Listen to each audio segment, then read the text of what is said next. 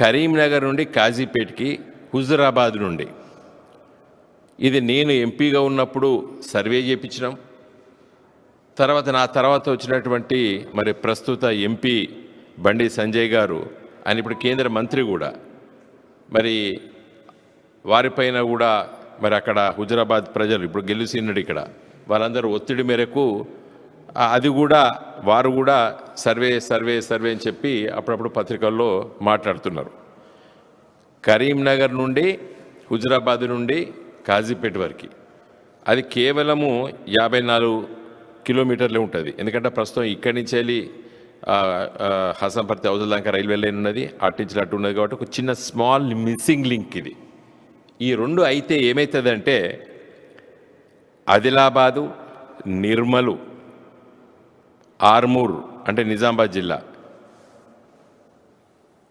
మెట్పల్లి, కోరుట్ల, జగిత్యాల, కరీంనగరు, హుజురాబాదు, హనంకొండ, వరంగల్లు, మహబూబాబాదు,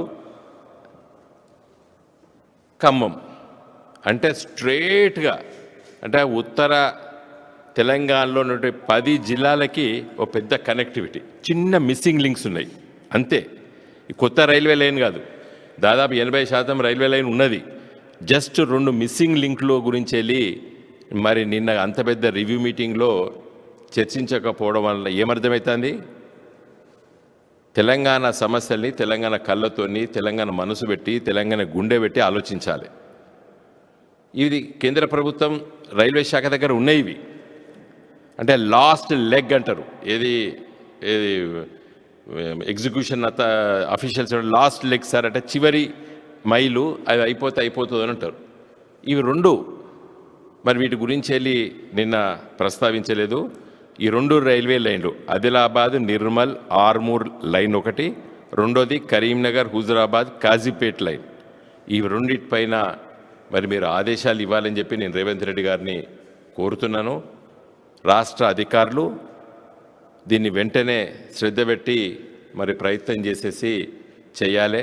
మరి 8 మంది కాంగ్రెస్ ఎంపీలు, ఇప్పుడు Warangal Congress MP, Karimnagar BJP MP, Nizamabad BJP MP, Adilabad BJP ఎంపీలు, 3 బీజేపీ ఎంపీలు, కాంగ్రెస్ ఎంపీలు. మరి వీళ్ళు వెంటనే దీనిపై శ్రద్ధ పెట్టి ఈ రైల్వే లైన్ కంప్లీట్ చేయాలి. ఎందుకు చెప్తున్నామంటే గులాబీ జెండా టీఆర్ఎస్ పార్టీ నాడు తెలంగాణ కోసమే పుట్టిన పార్టీ, తెలంగాణ తెచ్చినాం. ఈరోజు గులాబీ జెండా బీఆర్ఎస్ పార్టీ తెలంగాణ అభివృద్ధి కోసమే ఉన్న పార్టీది. కాబట్టి మా కడుపులో దేవుతుంది. ఏదైనా తప్పులు జరుగుతాయంటే, ఏదైనా విస్మరిస్తే ఊరికే ఉండం మేము. ఇప్పుడు ప్రస్తుత ప్రభుత్వ దృష్టికి తీసుకోవాల్సినటువంటి కనీస బాధ్యత మా పైన ఉన్నది. కాబట్టి ప్రెస్ మిత్రుల ద్వారా నేను ఈ లేఖ రేవంత్ రెడ్డి గారికి రాసిన లేఖను నేను రిలీజ్ చేస్తున్నాను.